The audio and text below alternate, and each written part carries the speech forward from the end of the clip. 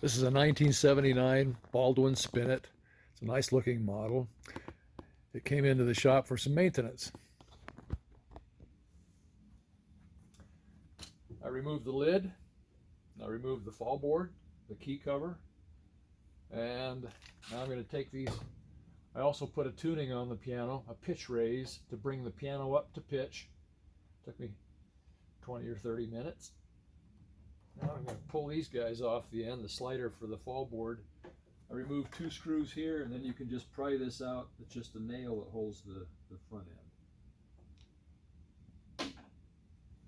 And then there's 2 screws here on this metal rail.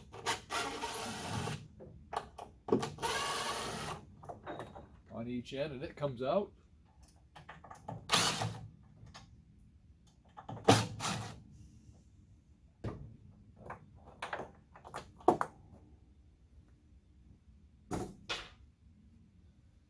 Then we're going to remove all of these keeper pins, lifters. So all Baldwin Spinets with these rubber grommets that haven't been maintained in years and years and years need to have these rubber grommets replaced. This is zero in on that. And even though these are soft, they're nice and soft, they're supple, the center of the hole is wore out. Can you see that move back and forth? The center of the hole is worn and it rattles. It doesn't have to rattle much, it's just worn, kind of clicks. It sort of click, has a clicking noise. And this action hasn't been pulled out for a long time, so when you let up on the key it goes clunk, clunk. That means all the action screws down in there need to be tightened, and that's hard to do in the piano. One of the main problems is the screw on the back of the action, which you can't get to until we pull the action out of the piano. So I'm going to disconnect all of the lifter wires like this. Then we'll take all the keys out of the piano, keeping them in order. All right, the keys come out pretty easily. Just put one hand under one side and bring them straight up so you don't break anything here when they come up off of their pins. This in.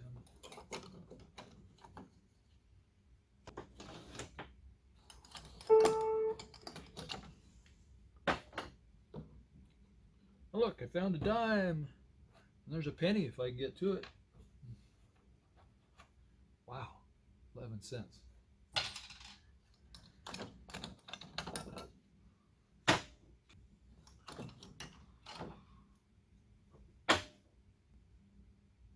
Okay, next step is to loosen the action.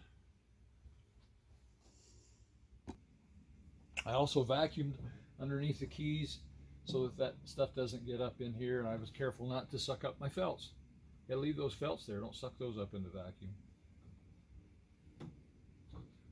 The reason for the pad here is to keep these lifter wires from catching in the pins. I don't want them to catch and break and bend and stuff.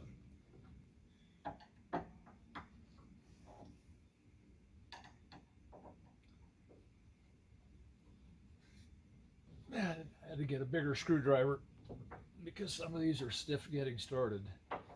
These are called action bolts. Sometimes they're real long. Sometimes they have a spacer between the top of the bolt and the back plate here.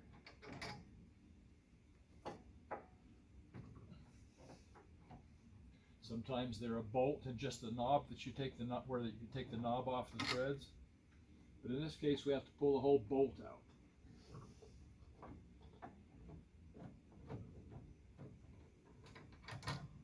Okay, the next thing I want to do is make sure that the pedal rods are loose. It looks like they're loose enough to fall out. And then we just work it up, work everything up, taking care to make sure that these real soft felts that sit against the strings don't catch on the tuning pins and other items like the plate.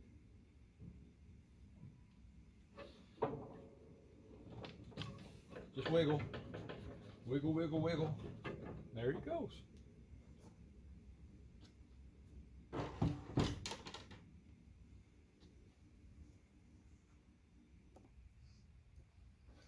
Okay, I've got the action sitting here on the table, and all of the lifters are laying, they're just hinged. They normally sit in this position, up like that.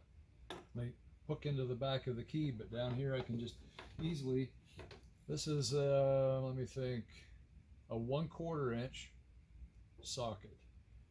And it's hollow, so the stem can reach up in there. The stem goes up through the socket, and so the socket can reach the nut. You might notice, I'm noticing just because I automatically do that all of the nuts are about 1/8 of an inch from the end of their threads. So when I put the nuts back on, I can quickly put them into position and then set it in the piano and regulate the piano afterwards, because the nut regulates the action, the bottom action to the top action, and it has to be perfect. Oh, some are more. This is a 1/4 of an inch. There's one that was just barely threaded on, and there's one down there that's even farther out than a 1/4 of an inch. But we're just going to set them all at 1/8 of an inch when I'm done. All of them come off like this. If you think that the nut is loose enough and you want to use a power drill, that's okay, but it's actually good to not use a power drill sometimes, because you don't want to, if the nut is really tight, it's going to stress that and break this little piece of wood down here that the wire is connected to. It comes off fast enough just by doing it by hand.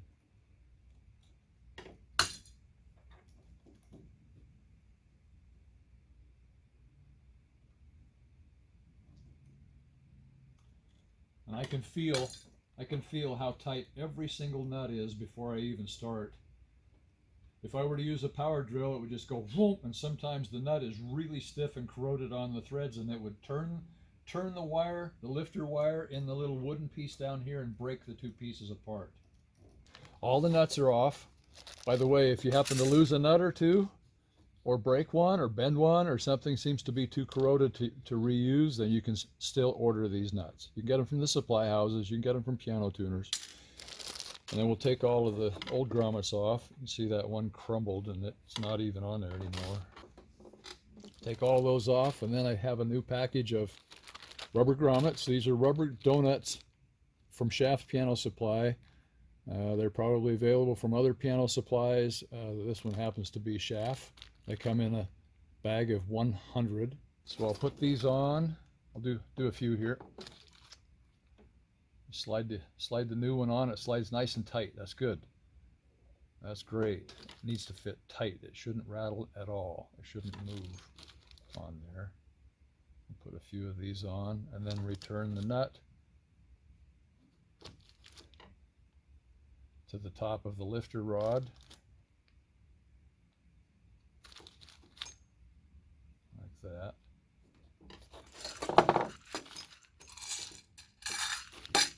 Put some of these nuts on.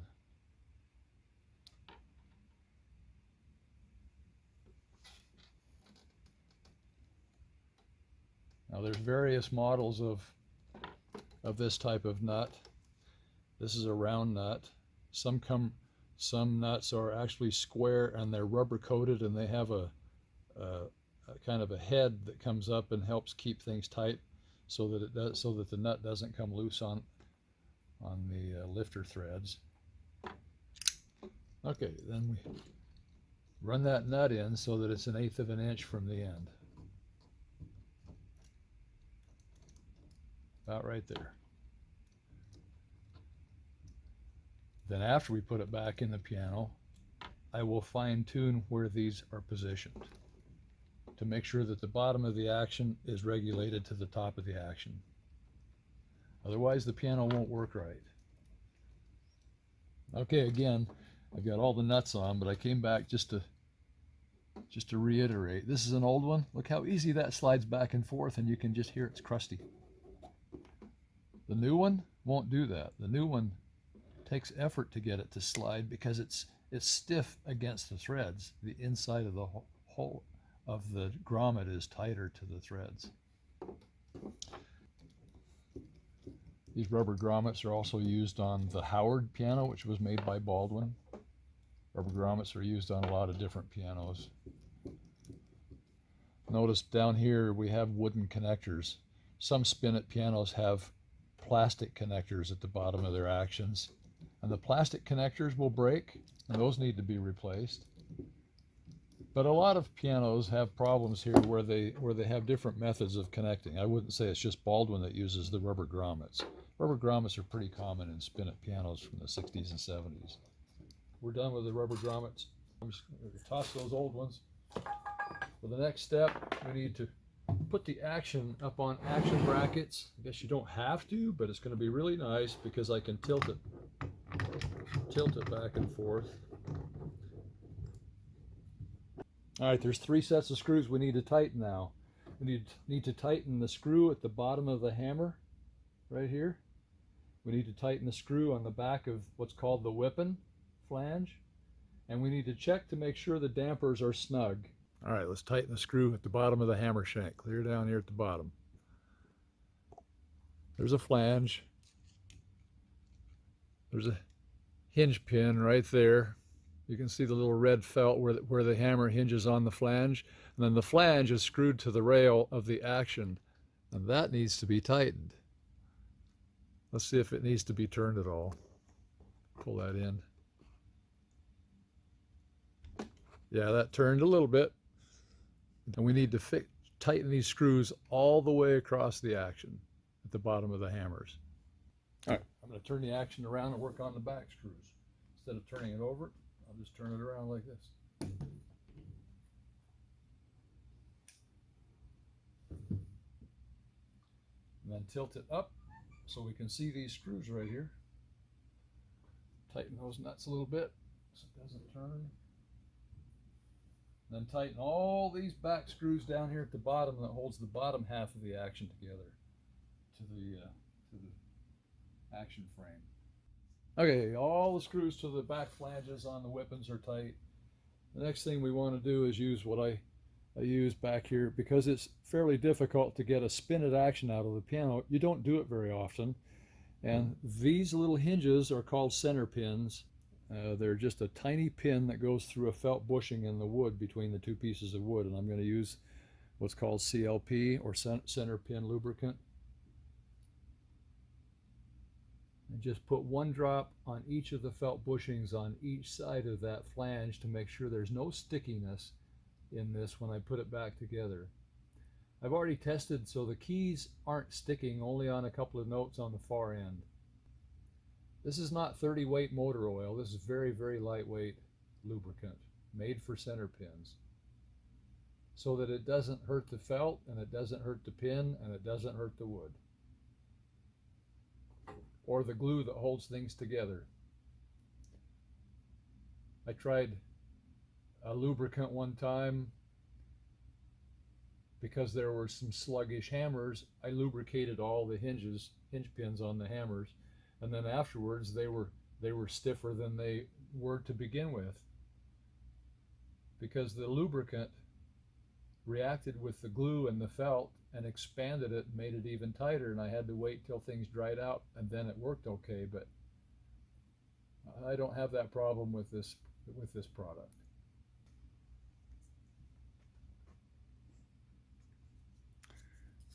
This little stem on what's called a hypo oiler. The stem is 3.5 inches long. Well, the stem itself is 3 inches, but the cap is 3.5 inches with the stem. And it's very nice to be able to reach back in things and then not have it drip. See, it doesn't come out unless it might if I let it sit there long enough, because I have quite a bit in the bottle right now, but normally I have to squeeze to get anything to come out. They're called hypo oilers, and they work really good for center pin lubricant. Okay, done tightening screws, and we're done checking the hinge and center pins with the center pin lubricant, and now I'm checking for grooving in the hammers, extreme grooving. We can take a little bit of that grooving off of the hammer.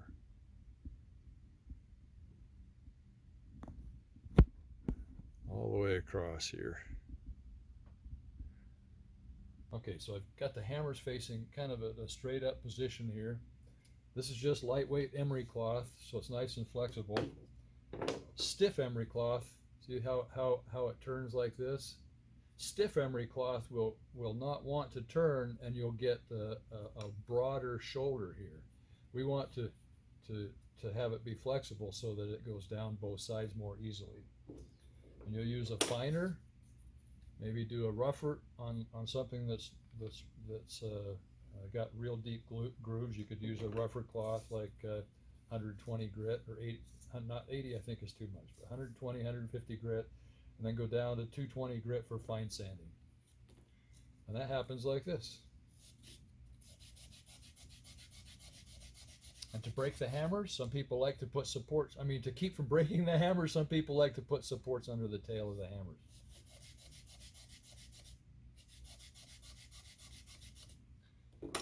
I also have just a ruler, an old ruler with 2 different grits of sandpaper on both ends, or you can use a sanding paddle that comes from the supply house. And it came with sandpaper on both sides of 2 different grades of grit.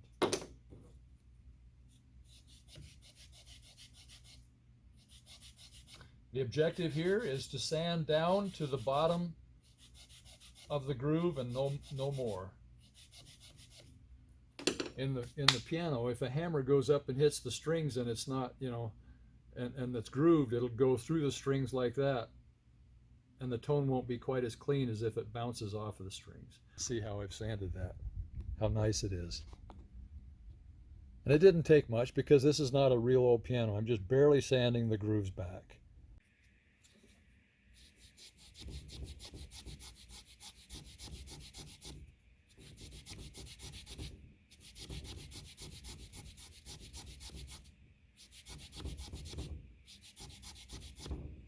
I'm almost done here.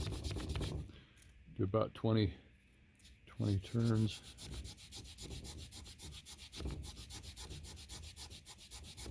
Until that just barely, until the grooving isn't visible.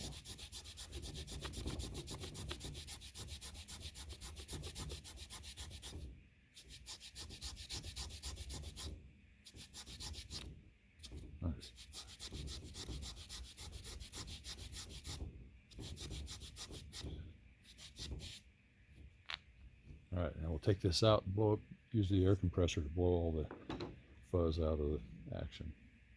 Okay, all of the action is blown out. It's nice and clean. When I do that, this is a pretty powerful air compressor. You don't want to press these felts in this direction. Everything can go this way pretty stiff because this is a lot of air pressure. I've got up to 100 pounds of air pressure coming out of this nozzle. So blowing all the felt and dirt out of the hammers and all of the dirt out of the action is okay, but right here you got to be a lot more careful against these really soft felts. They're very soft and they're layered, and if you put air compressor to the end of it, it will separate the layers and then the felt won't be any good for seating against the strings.